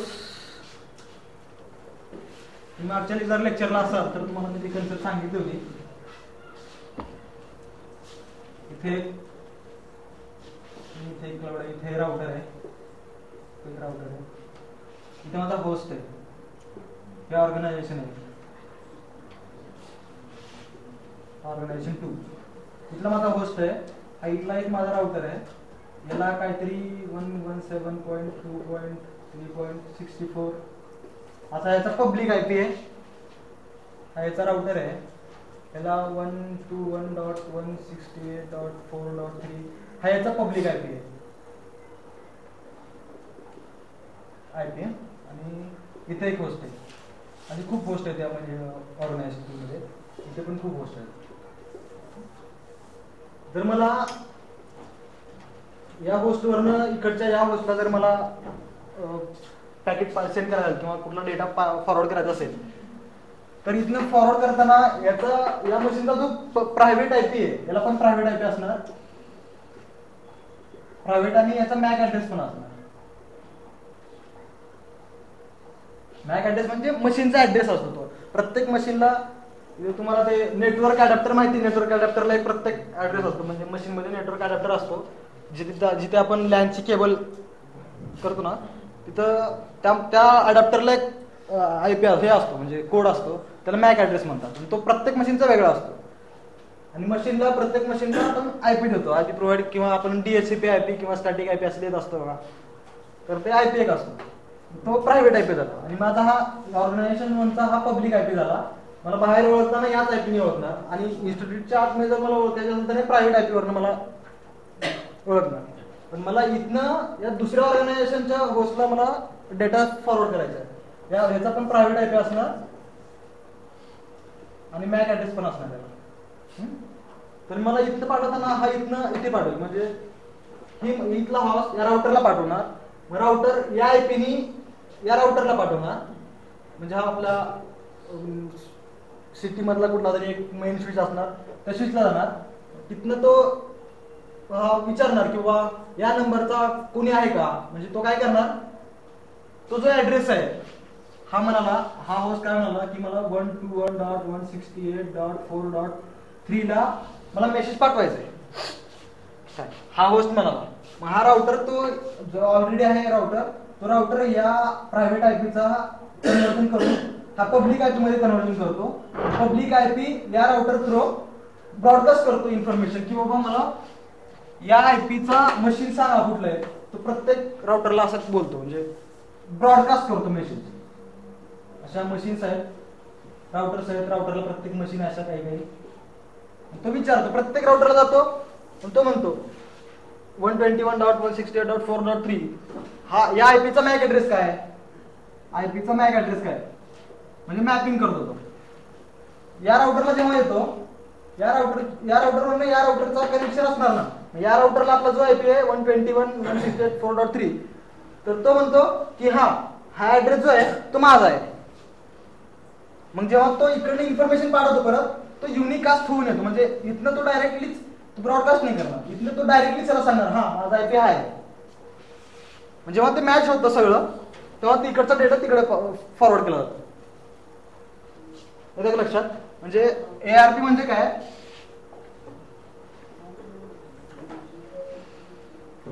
ऍड्रेस रिझोल्युशन प्रोटोकॉल आणि RARP reverse address resolution protocol असे दोन प्रोटोकॉल आहेत तुम्हाला या चॅप्टर मध्ये. तर हे जे होतं म्हणजे ब्रॉडकास्ट जी होते ते ऍड्रेस रिझोल्युशन प्रोटोकॉल हा प्रोटोकॉल वापरतात. आणि डायरेक्ट ज्या वेळेला होईल ते युनिकास्ट होतं तर रिव्हर्स ऍड्रेस म्हणजे कुठल्या केसमध्ये काय होतं, सुरुवातीला पण जेव्हा नेटवर्क अडॅप्टर नाव in that particular case at every times once you will get the address at the destination so he send the acknowledgement okay that is I am that person or I am that machine who are expected to receive your message. Okay. Now that sending message process is called as the RARP. No, that is not RARP. That is a unicast process. Unicast. This is a broadcast. I am sending one message to multiple machines. And while receiving the message by a particular machine, that machine will resend the acknowledgement that I am a particular machine, so you can send me the data. That is a unicast. That means this machine sends data directly to this machine. This machine directly sends data to this machine. This is a unicast process and this is a broadcast process. And what is RARP? मी जेव्हा network card install करतो तेव्हा मला माझा IP address माहिती नसतो. आणि मशीनला जेव्हा आपण DHCP सेटिंग करतो ना तेव्हा तो ऍड्रेस काय कसा शोधतो की माझा माझा मॅक ऍड्रेस हा आहे बाबा, माझा मॅक ऍड्रेस मला माहिती आहे की मशीनचा माझा मॅक ऍड्रेस काय इन्स्टॉल केल्यानंतर मशीनला मॅक ऍड्रेस लगेच मिळून जातो. पण तेव्हा त्याला IP ऍड्रेस माहिती नसतो. जेव्हा आपण DHCP सेटिंग करतो तेव्हा तो मॅक ऍड्रेस म्हणतो की माझा मॅक ऍड्रेस आहे, म्हणजे इंटरनल नेटवर्क मध्ये म्हणतो का माझा मॅक ऍड्रेस जर आहे काहीतरी ABC, त्याचा IP ऍड्रेस काय आहे कुठल्या तरी मशीनच्या राउटिंग टेबल मध्ये स्टोअर असतं. तुम्हाला मग अशी राउटिंग टेबल सांगितलं, कुठल्या तरी मशीनच्या राउटिंग टेबल मध्ये ते स्टोअर असतं, त्या मॅक ऍड्रेसला कुठला IP अगोदर दिलेला होता. मग तो IP म्हणतो हा या मॅक ऍड्रेसचा हा IP ऍड्रेस आहे. मग तिथे काय होतं मॅक ऍड्रेस माहिती आहे, IP ऍड्रेस फाइंड करण्यासाठी रिव्हर्स ऍड्रेस रिझोल्युशन प्रोटोकॉल वापरतात. ज्या केसमध्ये मॅक ऍड्रेस आपल्याला फाइंड करायचे त्या केसमध्ये ऍड्रेस रिझोल्युशन प्रोटोकॉल आपल्याला वापरायचा असतो. येते का लक्षात? आला का नाही? हो नाही? ब्रॉडकास्ट युनिक असतं समजलं ना ARPचं ऍड्रेस रिझोल्युशन प्रोटोकॉल. हे बघा आता मी म्हणलं विचारलं तुम्हाला हा विघ्नेश कुणाचं नाव आहे म्हणजे माझा मेसेज तुमच्या सगळ्यापर्यंत आला, ज्याचं विघ्नेश नाव आहे तो काय म्हणणार हा सर माझं विघ्नेश नाव आहे, म्हणजे तिकडनं मेसेज येताना मला पर्टिक्युलरली मला आला ना, म्हणजे ते निकाल झालं. मी जेव्हा बोलतोय की विघ्नेश कुणाचं नाव आहे तेव्हा माझा मेसेज सगळीकडे जातोय, सर्व ऐकतोय, तो ब्रॉडकास्ट झाला, म्हणजे तेच असतं. आलं लक्षात?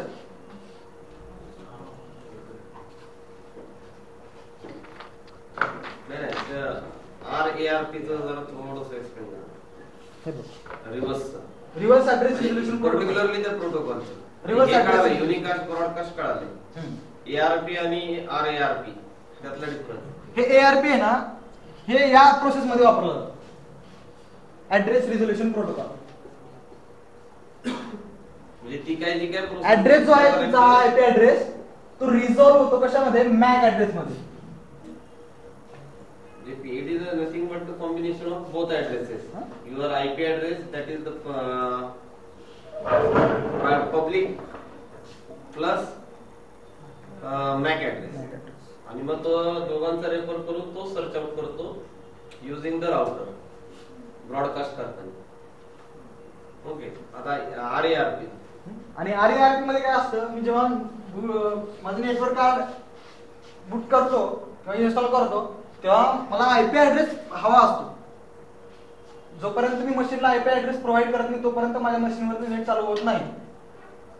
मी जेव्हा नेटवर्क कार्ड इन्स्टॉल करतो मशीनवरती तेव्हा मशीनला मॅक ऍड्रेस मिळतो. म्हणजे जेव्हा नेटवर्क कार्ड जो आहे तेच युनिक असतं, त्यालाच युनिक आयडी नंबर असतो जो की मॅक ऍड्रेस असतो. मॅक म्हणजे मशीन ऍड्रेस. हा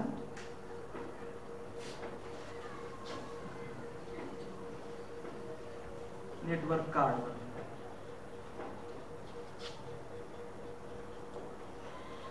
जर मला मॅक ऍड्रेस माहिती मला IP नाही माहिती तेव्हा तो काय करतो इथं पण ब्रॉडकास्ट आणि युनिकास्ट होत असतं. तर इथं माझं एकच ऑर्गनायझेशन आहे, त्या ऑर्गनायझेशन मध्ये माझं हे होस्ट आहे ज्याला की मॅक ऍड्रेस माहिती नाही आणि बाकीचे दुसरे होस्ट भरपूर आहेत की जे अगोदरच इन्स्टॉल आहेत. ह्याला मी नेटवर्क कार्ड इन्स्टॉल केलं, ह्याला मॅक ऍड्रेस मिळाला पण मला IP ऍड्रेस मिळालाच नाही. मग मी त्याला तेव्हा काय म्हणणार की याला पण रिक्वेस्ट पाठवणार, याला पण पाठवणार, सगळ्यांनाच मी माझी रिक्वेस्ट पाठवणार की माझा मॅक ऍड्रेस हा आहे, मला मशीन IP ऍड्रेस काय मिळेल की माझा IP ऍड्रेस काय आहे.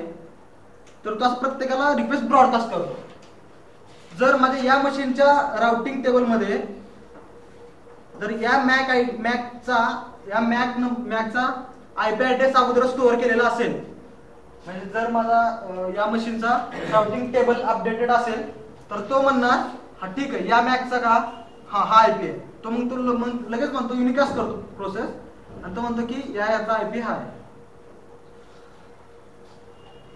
असं असतं. म्हणजे इथं पण युनिकास्ट आणि ब्रॉडकास्ट असतं, पण जेव्हा मॅक हवा असतो तेव्हा IP शोधून काढायचा त्याला रिव्हर्स ऍड्रेस रिझोल्युशन प्रोटोकॉल म्हणतात. जेव्हा IP माहिती असतो आणि मॅक काढायचा असतो तेव्हा ऍड्रेस रिझोल्युशन प्रोटोकॉल म्हणतात. मॅक ऍड्रेस डेस्टिनेशन मशीनचा आपण म्हणजे मी सपोज सेंडर XYZ तर मी डेस्टिनेशन मशीनचा मॅक ऍड्रेस मॅक ऍड्रेस तुला माहितीच नसणार म्हणजे आयपी ऍड्रेस वर्ल्ड मध्ये कितीतरी मशीन्स आहेत, प्रत्येक मशीनचा मॅक ऍड्रेस तुला माहिती असणं शक्यच नाही ना. त्याच्यासाठी तर नेटवर्क लेअर मध्ये आपण आयपी शिकला, लॉजिकल ऍड्रेसिंग. विषय कसा आहे, एक मशीन आहे, there are number of machines are there. Whenever you install your network card, you are getting the MAC address, but you are not getting the IP address. So with your machines, how many machines are connected to, for each and every machine I am sending a request. Okay, in that particular table he will be search out that MAC address. Routing table मध्ये तो काय करतो, MAC address जो आलेला आहे requested त्याच्या table मध्ये तो अपडेटेड आहे का. जर तो MAC address सापडला तर त्याला IP address असाइन केलेला आहे आणि मग तो IP address तो काय करतो, रिप्लाय करतो त्याला काय, that is your match IP address with your MAC address. त्यावरनं त्याला तो IP address म्हणतो, त्याला त्याच्यात आपण म्हणतो RARP. दुसऱ्या ऑर्गनायझेशन मध्ये होस्टचा मॅक ऍड्रेस कसा पाहिजे. हे बघ, मॅक ऍड्रेस आपण इंडिव्हिज्युअली असाइन करत नाही. जेव्हा मी नेटवर्क कार्ड इन्स्टॉल करतो तेव्हा डायनॅमिकली तो घेतो, प्रत्येक मशीन घेतो ते. आपण असाइन करायचं नसतं, फक्त आपल्याला असाइन काय करायचं असतं, आयपी ऍड्रेस असाइन करायचा असतो. त्याच्यामध्ये दोन हे असतात, म्हणजे रेडिओ बटन्स असतात. तुम्हाला मी दाखवेन, रेडिओ बटन्स असतात. त्याच्यामध्ये आपल्याला DHCP पण कनेक्शन वापरता येतं किंवा स्टॅटिक कनेक्शन पण वापरता येतं. जर स्टॅटिक कनेक्शन जर मी केलं तर मला मॅन्युअली तिथे आयपी ऍड्रेस टाकायला लागेल. जर मी DHCP कनेक्शन केलं तर तो हा रूट फॉलो करेल की माझा हा मॅक ऍड्रेस आहे, मला आयपी ऍड्रेस द्या. ती सेटिंग सगळी सॉफ्टवेअर मध्ये असते, आपण मॅन्युअली काहीच नाही करायचं. हे सगळं इमॅजिनेशनचा पार्ट आहे. RARP तुम्हाला कुठेही बघता नाही येणार, हे प्रोटोकॉल्स आहेत. नाही IP ऍड्रेस नेटला नेटवर्किंग करताना आपण असाइन करतो. मी तुम्हाला दाखवतो, मशीन चालू आहे. मशीन चालू आहे का बंद आहे?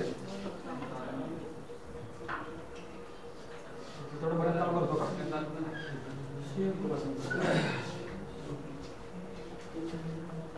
पॉवर नाही पोहोचेल ना तुला खाली. हां जरा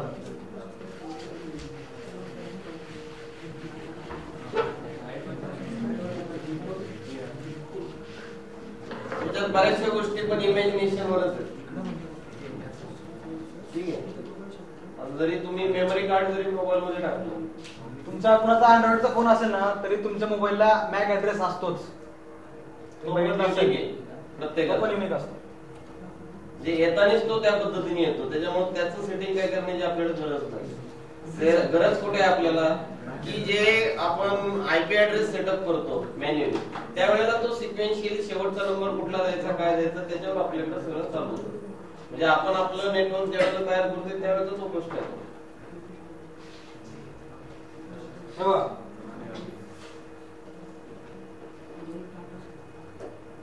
हे माझं लोकल एरिया कनेक्शन लॅन आहे. त्या लॅन मध्ये प्रॉपर्टीज मध्ये TCP IP साठी जेव्हा obtain an IP address automatically जेव्हा मी म्हणतो तेव्हा तो ही प्रोसेस फॉलो करतो. Reverse address resolution protocol. म्हणजे मला माझा IP मॅक ऍड्रेस माहिती आहे, मला माझा हे फाइंड आउट करायचं आहे. आणि जेव्हा मी इथं क्लिक करेल ना तेव्हा या सगळ्या हे जे ऍड्रेसेस आहेत, आता त्यांनी यूज फॉलोइंग IP ऍड्रेस म्हणून स्टॅटिक दिले की या मशीनला हाच IP ऍड्रेस पाहिजे बाबा. त्या व्यतिरिक्त तुम्ही तिथं 192.168.1.57 च्या ऐवजी दुसरं काहीच नाही टाकू शकत.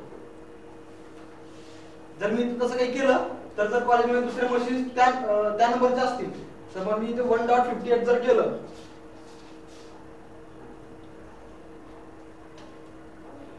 आणि सेव्ह केलं तर जर माझ्या कॉलेजमध्ये 1.58 नंबरचं जर दुसरं मशीन असेल तर मला इथे लगेच कॉन्फ्लिक्ट दाखवणार.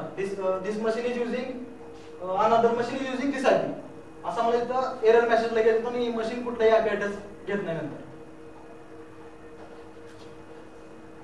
हे स्टॅटिकली करतोय मी, हे लक्षात. आणि जर मी इथं obtain an IP address automatically म्हणलं तर माझे सगळे IP ऍड्रेसेस निघून जातील आणि DHCP प्रोसेस फॉलो करून मला दुसरा IP ऍड्रेस नवीन मिळेल. त्या ठिकाणी ही प्रोसेस आपली रिव्हर्स ऍड्रेस रिझोल्यूशन प्रोटोकॉलची यूज होते. आला लक्षात? IP ऍड्रेस कसा देतात तर तो इथे देतात.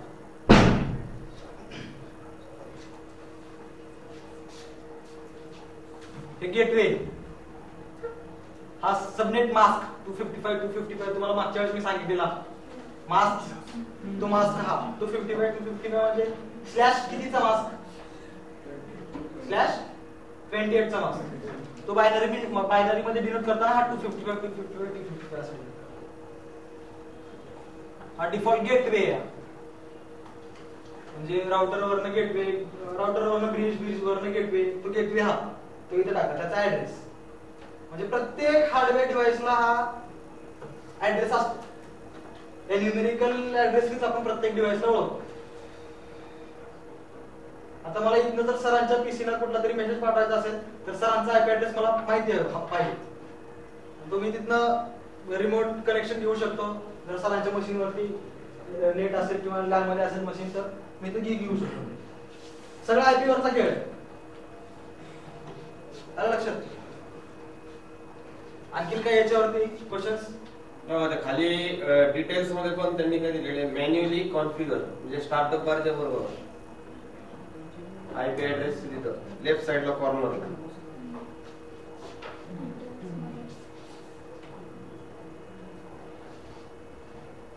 झालं?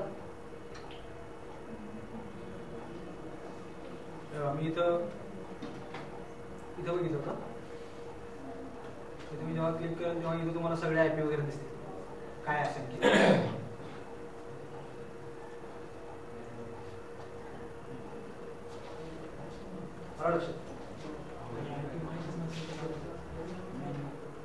मेल टाकायचं असेल, माहिती नसेल तर तुम्ही काहीच नाही करू शकत. DHCP obtain IP address automatically केल्यानंतर तुम्हाला आयपी ऍड्रेस एवढं हा तोच ऑप्शन. मग मॅक ऍड्रेस वरनं आयपी ऍड्रेस नाही काढू शकत मशीनचा.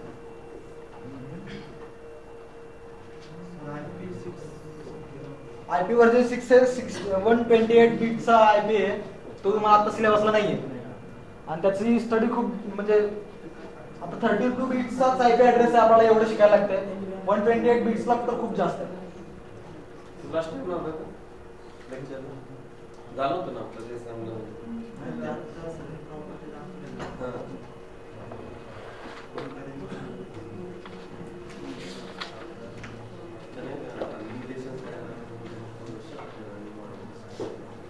आता प्रॉक्सी कॅशे पण मेमरी असते, कॅशे मेमरी पण म्हणून कन्सेप्ट आहे इथं. जर मला एक पॅकेट म्हणजे 10 पॅकेट मला एका मशीनवरनं दुसऱ्या मशीनला पाठवायचे आहेत तर मी प्रत्येक वेळेस नाही म्हणणार की हा आयपी ऍड्रेस कुठल्या मॅक ऍड्रेसचा आहे. जर मी तसं म्हणलं तर माझा वेळ जास्त जाईल. त्यासाठी काय आहे,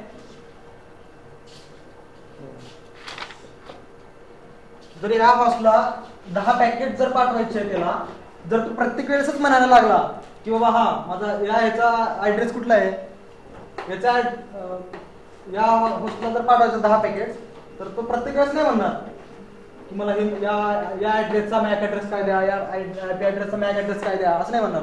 तो काय करेल, जेव्हा पहिला मेसेज याला रिसीव्ह होईल ना तेव्हा याचा मॅक ऍड्रेस तो याच्या राउटिंग टेबल मध्ये अलोकेट करून ठेवेल. पॉवरचं बटन सर 2 वेळेस दाबा. ह्याचा कॅशे मेमरी मध्ये हा मॅक ऍड्रेस, या आयपीचा मॅक ऍड्रेस तो स्टोअर करून ठेवेल. For a particular period 10 packet send करेपर्यंत तो या आयपी ऍड्रेसचा मॅक ऍड्रेस मॅप करून त्याच्या राउटिंग टेबल मध्ये ठेवून देईल. ही कॅशे मेमरीची कन्सेप्ट या रिव्हर्स ऍड्रेस रिझोल्यूशन प्रोटोकॉल मध्ये. पॅकेटचा फॉर्मॅट आहे reverse address resolution protocol, ARP चा फॉर्मॅट आहे, त्याच्यामध्ये पण हेच आहे, दुसरं काही नाही. फक्त ही कन्सेप्ट महत्वाची, एवढं लक्षात ठेवा. रिव्हर्स ऍड्रेस रिझोल्यूशन प्रोटोकॉल आणि ऍड्रेस रिझोल्यूशन प्रोटोकॉल या कन्सेप्ट वरती तुम्हाला काय भरपूर काय लिहिता येईल. कन्सेप्ट कुणाच्या लक्षात नाही आली असं सांगा बरं. कन्सेप्टच नाही समजली रिव्हर्स ऍड्रेस रिझोल्यूशन प्रोटोकॉल किंवा ARP आणि RARP ची कन्सेप्टच कळली नाही असं काय झालं का? पुढे शिफ्ट करायचं. ऍड्रेस मॅपिंग हा संपला म्हणजे कन्सेप्च्युअली जेव्हा नाही.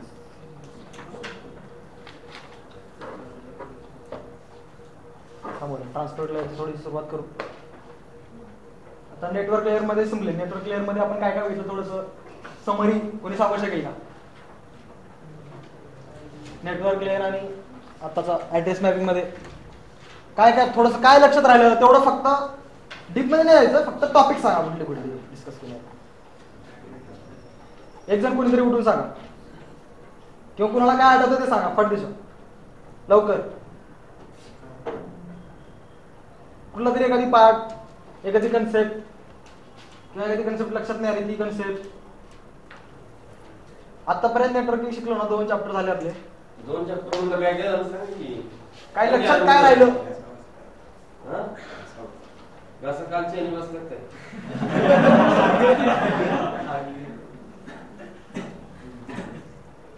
काय झालं लक्षात नेटवर्किंग आतापर्यंत शिकलेलं? सांग पटपट. Dare to speak. घाबरू नका, सांगा.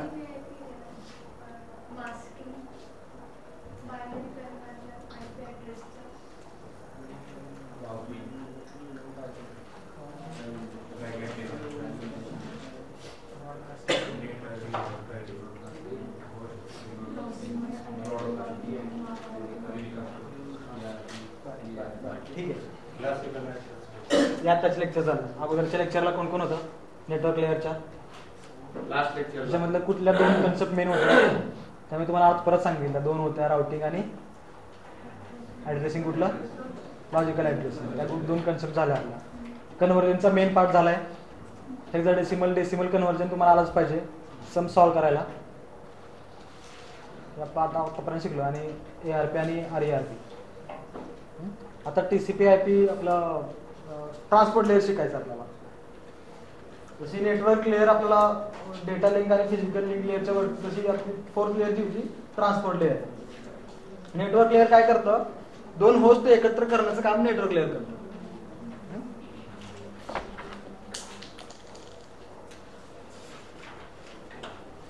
होस्ट 1 आणि होस्ट 2 या 2 मशीन्स आहेत माझ्या. या 2 मशीन्स कनेक्ट करण्याचं काम राउटर थ्रू नेटवर्क लेअर करतं.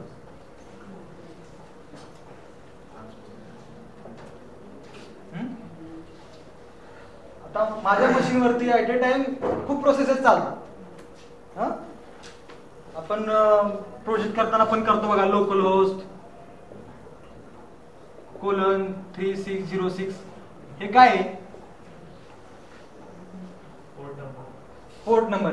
तो पोर्ट नंबर काय डिफाईन केलेला असतो तिथे की जेव्हा मी माझा प्रोजेक्ट रन करेल तेव्हा मशीनच्या याच नंबरच्या पोर्टला माझा हा प्रोजेक्ट रन झाला पाहिजे. माझी जी रिक्वेस्ट जात आहे ना किंवा रिक्वेस्ट कुठूनही तरी मी रिसीव्ह करतोय ती रिक्वेस्ट याच पोर्टला असाइन झाली पाहिजे माझी. त्या पोर्ट शिवाय दुसऱ्या कुठल्याच पोर्टला, मशीनवरच्या कुठल्याच पोर्टला माझी रिक्वेस्ट असाइन झालेली पाहिजे. हे आपल्याला या TCP आपल्या ट्रान्सपोर्ट लेअर मध्ये शिकायचे. ट्रान्सपोर्ट लेअर काय करतो?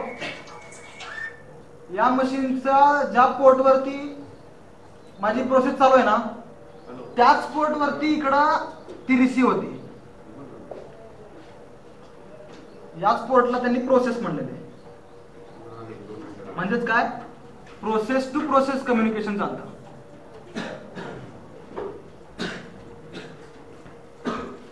नेटवर्क लेअर असणारच इथे. हे काय? Transport layer.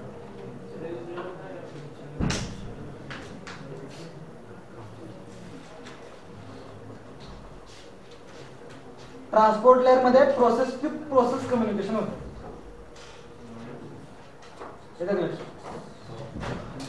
माझ्या या मशीनवरती जर भरपूर ऍप्लिकेशन चालू असतील, वर्ड आहे चालू आहे, माझं नेट पण चालू आहे, नेटवरनं डेटा पण सेंड करतोय, त्यावेळेस जर मला इकडनं पॅकेट आला आणि जर माझं त्या पर्टिक्युलर पोर्टला कुठलं तरी दुसरं काम दिलेलं असेल तर त्यावेळेस माझा पोर्ट ते हेच नाही, रिसिव्हच नाही करणार ना.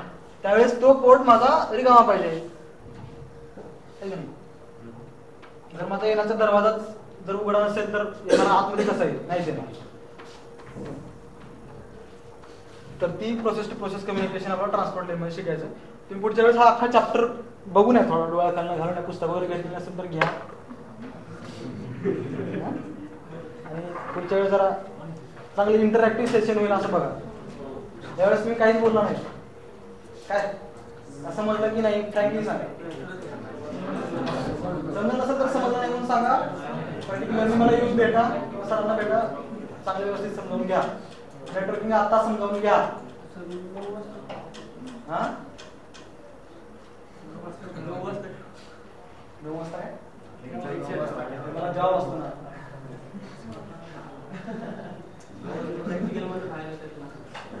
अच्छा तिकडनं सुट्टी लवकर का?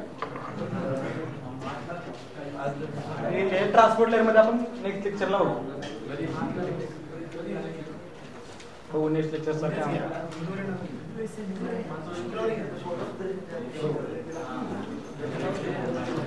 ट्रान्सपोर्ट लेअर येते वेळेस पुढच्या वेळेला मी बघू राहा यावर काय इकडे मुलीमध्ये तुम्ही सुरुवातीच्या लेक्चरला नव्हतात त्यामुळे ते पण बघा जरा कन्व्हर्जन्स वगैरे बघा पुढे आहे आपलं. झालं का?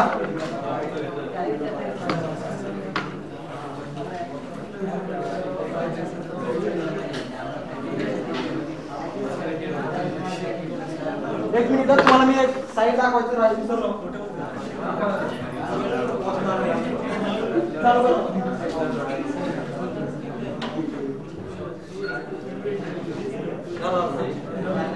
एक ॲनिमेटेड इकडे लक्षात आहे.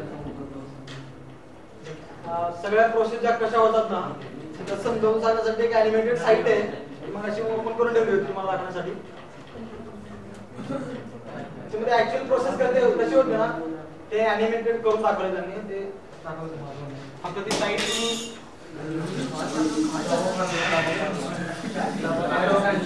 वाईट करताय तो कनेक्ट करता येतो नंतर. नका टेन्शन घेऊ तुम्ही.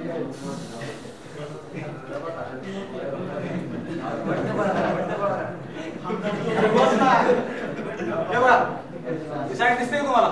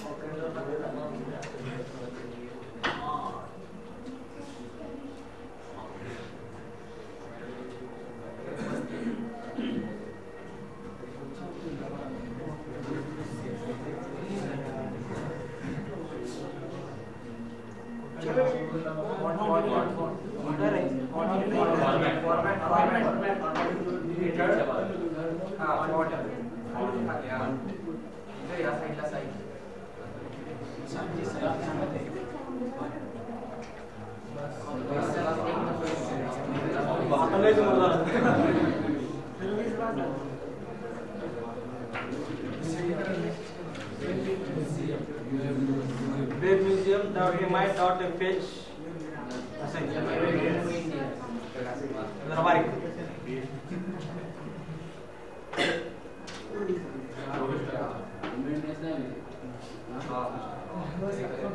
इथपर्यंतच घेऊन घ्या. हे नाही घेतलं तरी चालेल. तुम्हाला फर्स्ट पेज मिळेल.